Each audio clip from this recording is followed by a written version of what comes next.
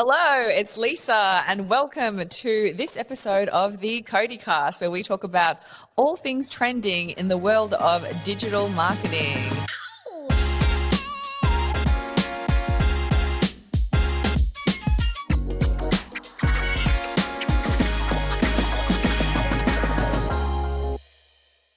Now, today I have the amazing Brad joining me, and he's actually got arguably the best hair at CODI. I'm sure he will agree. He's got a really freaking cool mullet. So welcome to the show, Brad. Thank you for having me and for the compliments. I will. The hair is the only thing I have really going for me, so I'll take any comment about the mullet. That is definitely not true. You are an absolute gun when it comes to strategy and all things paid and organic in the digital world. So I learn a lot from you every day. So thank you for putting up with me, and thanks for not yelling at me when I'm getting things wrong and I'm asking you stupid questions. But I'm really excited to have you on the show today because you are a guru when it comes to all things stats and numbers. That's literally, along with geography, probably one of my weakest areas. So I'm really excited to have a chat to you about how to use data to your advantage when it comes to digital. I think that's one of the most exciting things about digital. So I'm really excited to dive straight in. But before we do, can you tell us a little bit about what you do at CODI, other than just try and keep me out of trouble? Yeah, well, I spend a bit of time in Excel looking at numbers and stuff. But so my role is a digital strategist within the team. So help all things strategy, whether that's helping the initial strategy when it comes to a pitch, helping clients with consulting, helping them with their social media strategies. All things strategy. Fantastic. And look, I think one of the best things for me about digital is that I think when you take out a billboard, for example, in Times Square or wherever you're taking out a billboard, you have no idea who's seen it or done anything with it. So whether they've gone to your website or, typed you in on social. Whereas I think the power of digital is you've got so much handy information at your disposal. So you've got breakdowns of age, location, gender, a whole host of useful things that are going to help you make informed business decisions. And I know one of the most powerful platforms out there is Google Analytics. And I think that's one of the most underutilized platforms. Really off topic, who created Google? I feel like whoever created Google was just like really under the radar. Yeah, I don't know, the Jesus, I'm not sure, but whoever it is, they must be very switched on and very powerful nowadays because Google runs the world. Exactly, which is honestly very scary. I was born quite some number of years ago, but I remember the days of Alta Vista and Yahoo and things like that. And it's quite amazing how Google has become not only a brand, but it's a term now. So it's like, you go and Google something. So obviously there's a lot of data in Google. I don't know if that's a good thing or not. But why do you think people should actually pay attention to Google Analytics? Yeah, I think, from a consumer perspective, the amount of data that's out there can be very scary and daunting because kind of, the thought of being tracked on all your things that you do online is a little scary. But from a marketing perspective, it's, super powerful and super important. And it can just make your life and your job so much easier when it comes to marketing because you can really become a lot more efficient when it comes to what decisions you're going to make, when it comes to who you're going to target, where you're going to be, what kind of messaging, when, where, all that fun stuff. So Google Analytics is super important when it comes to your campaigns and your website traffic, when it comes to figuring out who your audience is on your website, which obviously is important, but also what they're doing on your website, how they're doing it, where they're coming from. So if they're coming from just searching on Google, are they coming from social media? Are they coming from, links that you have out in the world? So that's super important to know where to focus when you're doing your marketing to bring people to your website. And also just their general habits as well, not just when they're interacting with your brand, but their general online habits. So, you can build up a bit of a persona. So are they sports fans who, have a certain income range, they live in certain areas, that kind of thing, et cetera, et cetera. There's a million examples that you can look into. But yeah, it's really important to build that persona up. Fantastic. Can you actually give us a couple of the pieces of data I know that's definitely not the technical term, pieces of data, but could you tell us some of the categories that we could access on Google Analytics, or I guess some of the data fields? So we recently re-looked at our data for CODI from the CODI website on Google Analytics, and the type of things we looked at was, one, obviously starting broad with your basic kind of demographic data, so gender, age, that kind of thing. You can then look at, based on what they're searching, what the audience is searching for, what they're interacting with online. So things like the type of websites that they visit often, the type of content that they consume, and that kind of gets broken down into categories that Google makes. So whether there's broad things like sports, beauty, lifestyle, fitness, and then there's, under all those categories, there's more niche things. So under sport, it might be AFL. They might look at cricket. It might be esports. So you can really dive down really deep. And then beyond that, that's from like an audience persona perspective, I guess. But there's, heaps of options that you can spend, 100 hours looking at data. Is there something that you've seen on Google Analytics which was really unexpected, like a piece of data, to use the technical term, that you thought, oh my God, I can't believe they know that? I think it's scary that they know any of the stuff that they know, because especially obviously it's quite a big conversation for the last kind of year or two around data, with obviously there's changes to iOS 14 and all these data changes that are going on.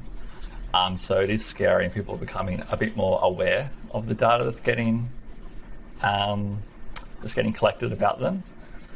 If there's anything, I think there's nothing to me that is like, oh, I didn't know that they could get that. But obviously I work in the space, so it's a little bit more aware, I guess, than the general person. Well, in terms of using analytics, I think one of the most common ways, and I think one of the most powerful ways, is to look at how you acquire traffic, so your traffic sources. And I think that a lot of people don't spend the time doing that. So you can break it down by, or actually I'll let you talk about how the different ways you can break down your traffic sources and why it's actually powerful to know this. Yeah, so obviously it's great to know where your traffic's coming from, where your audience is actually seeing you or seeing your message or your brand. So you can break it down, whether it's through Google in terms of organic search, so they're just going to Google, they're searching, paid search, so your keyword, your SEM ads, or like Google display ads. You can also see whether they're coming from social media, and depending how your account's set up, how much you can break that down. But obviously that's really important, and something that we kind of see with a lot of our clients is that they kind of have this idea of where their audience is coming from. But then you look at the data and it's actually, they're actually coming from this source. A lot more are coming from social media, for example, than maybe you'd expect. Or, hey, you're doing these search ads and you're getting all this traffic, but you're now wanting to turn that off because you think it's not working, right? So using that data is really important to inform your decisions, as opposed to just making those decisions based off kind of feelings or off a whim. You can really dig down and be like, okay, this is my audience, this is where they are, this is where I need to kind of focus. Yeah. And I think, that's the thing with Google Analytics. There's so much data on there, and I think it can be quite overwhelming. But if you just focus on things that you can almost like make immediate business decisions on, then you can then start to almost harness the power of it slowly. You don't need to go and have a look and go, oh my God, there's so much here, how do I even digest it? Because I think that's one of the challenges with having so much information. It's good because you've got so much information, but it's also, there's so much information. It's like, I don't even know where to have a look. So, so I think looking at even just source data and audience data is really important. I think one of the cool things that people probably don't know about Google is that you can use it to A/B test things. So, firstly, can you explain what A/B testing is, so people don't have to go and Google it, and then talk about how this can actually be really useful for driving conversion? Yeah, so A/B testing is essentially running two campaigns at the same time and changing one thing, right? So you can see, does this work better or does this work better? You can A/B test with different keywords or A/B test with different assets. So what's good about that A/B testing is it really allows you to see that in real time. You don't have to wait for a campaign to end. You don't have to wait 3 months and after you've spent $30,000 on the campaign. You can see it real time what's working, and you can kind of be very agile with those decisions to shift between what's working, what's not working. So you're not wasting any time, you're not wasting any money with things that aren't going to work for your specific audience. Fantastic. I think that a lot of people probably don't spend enough time A/B testing things, because when we are looking at, say, websites, changing a color or changing a button or even a person, like I know one of my friends tested different hair, like people with different hair colors, and different hair colors convert differently, which is actually crazy. I know that when I worked at a big fashion company, they were testing buttons and the color of the buttons. And I thought, for me, the branding on the site's pretty much very black and white. And they were testing red, orange, green, blue, like literally every color, and then just seeing how it affected conversion. And the overwhelming color that performed best was orange, which is a very high converting color. And I just thought, orange, that's going to look so ugly on the page. And then you go on it and it really stands out. Because I think people get so caught up in aesthetics, but it's one thing to have a beautiful site, but if it doesn't convert, then what's the point? So I think it's really important to test data. And, at the end of the day, I think people make assumptions and they all go, oh, let's put this image here or this video here or X, Y, Z. And it's just their opinion.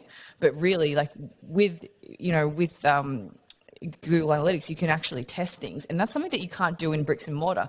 Like you might have a plant in your bricks and mortar store, and then you might want to see, if I've got a bunch of flowers there, will it convert better? But you can't really test that data. Whereas when it comes to Google Analytics, you can test literally everything. And there's other software that you can put on your site where you can actually almost like, it's like heat map software, where you can then see like how many people even make it to the bottom of the page, because there are so many people that just start scrolling and then sort of stop halfway, or they don't even get past the fold, which is the top part. And then people have all this juicy information down the bottom of their site, and literally like 1% might even see it. So I think it's like that data and that knowledge is really powerful, just not a lot of people use it. So I guess, what are some of the common mistakes that you've seen that Google Analytics have picked up when you've been looking into some of the clients that we work with, or just in general? Well, I think the biggest mistake that we kind of see is touching on what you were just talking about, and it's making decisions, like people or clients making decisions based on like their own opinion on things, especially when it comes to aesthetics. Because at the end of the day, you can ask 50 people what image or what color looks better, and they're all going to have something different. But also going on that, I think it's important, it's not always what the client thinks is going to look good. You have to always kind of bring it back and really focus on what your audience is going to think, right? So at the end of the day, if I make a website for my business, if I think it looks cool but no one's converting on it, it doesn't really matter. But if I make a website that I think, okay, it looks okay, but all my audience think it looks awesome, that's going to be so much more valuable, and you're going to have such better results. So I think that's kind of the biggest mistake people make before going onto Google Analytics, I guess. It's forming those decisions not on data, especially when it comes to digital. You have this data, like, you should use it to your advantage. But within Google Analytics, I think the biggest mistake I guess people use and clients do when they go into it is kind of, I think we were talking about it a bit earlier, is that it's very daunting because there's so much data. So I think people just go into it, see all this stuff, and just like back out and think it's too hard, this isn't worth it. I think you need to kind of go in there with a bit of an idea of like what you want to find out. So you're going there, I want to build an audience profile. So you think, okay, I want to look at this, this, and this, as opposed to, I'm just going to open up Google Analytics and see what I can find. And if anything pops up, I'll help, because you'll have a headache and you'll just freak out and close it. Which is fair enough. I mean, there is just a crazy amount of data that you can look at, and it's super daunting. But yeah, you need to go in with a plan. cool because you can see active users. So I remember sometimes I'll be looking at analytics going, oh my God, there's someone on the site. And then I realize it's me. I'm like, oh, that's awkward. So I guess just to finish up, like, what are your top 3 tips for anyone wanting to use Google Analytics? So whether it's like how they can get set up or what they can use it for, how they should actually even get started. Tip number 1, send me an email and I can help you. No. Love that. Love that. I love a bit of lead generation. Brad@CODIagency.com. Don't send him anything inappropriate. That's not safe for work though. I guess the tips would be, 1, make sure you understand what you're looking at. So I think take the time to know what Google Analytics is and like how it gets its data, the definitions behind what they're talking about. Because you're looking at something like active user. Some people might have a different definition of what they call an active user, just as an example. So I think take that time, 15 minutes beforehand to just understand what you're actually looking at. So I think that's a big thing. So you don't want to waste your time pulling all this data because you think that this term or this metric means a certain thing, and then you find out later that Google defines it kind of differently, and then you're like, oh, well, everything I just thought is going to be wrong now. So do your research before you even go in. 2, I would say, as I said before, kind of know what you're looking for from a broad perspective. So you don't want to go in there looking for a certain conclusion because you want your data to come to that conclusion, but you want to know broadly like what you want to find out. That's actually a very good point. Confirmation bias, or you kind of just go through, which I think I'm guilty of all the time, but it's almost like I always hear what I want to hear, which is really bad. And I think in Google sometimes, because there's so much data, you can almost see what you want to see. Yeah, I mean, confirmation bias is, I think, a very natural thing that everyone does, and you have to fight against it, always fight against it.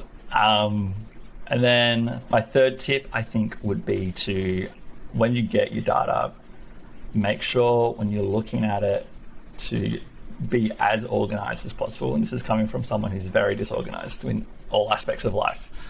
But there's a lot of data, and you want to be able to, whether you're looking at it in Google Analytics or exporting it into Excel or whatever platform you're using, try and organize it, try and keep your data as clean as possible. 1, it'll stop you from making mistakes when you're looking at it. And 2, it'll just make your life so much easier. And again, kind of going back on being scared because there's so much data, if you try to keep it organized and in place, you'll be able to keep track of it and be able to kind of look at what you're wanting to look at, as opposed to looking at a million cells in Excel and trying to figure out what the hell's going on. Fantastic. Excellent tips. Thank you so much, Brad. And as someone who works closely with you, I can definitely say you do not come across as disorganized. You've worked with me. So that is literally, if you look up definition on Google, if you Google the definition of unorganized, I'm pretty sure it's a picture of me.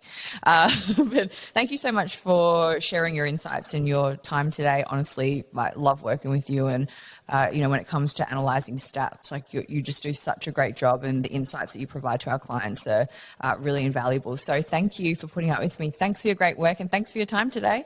If you liked what you heard, definitely make sure you subscribe, follow, like, give us a rating, review, email Brad, tell him how good his hair looks. But stay tuned for the next episode. We've got lots more juicy tips and goss. I don't know. We're not really a gossip site, are we?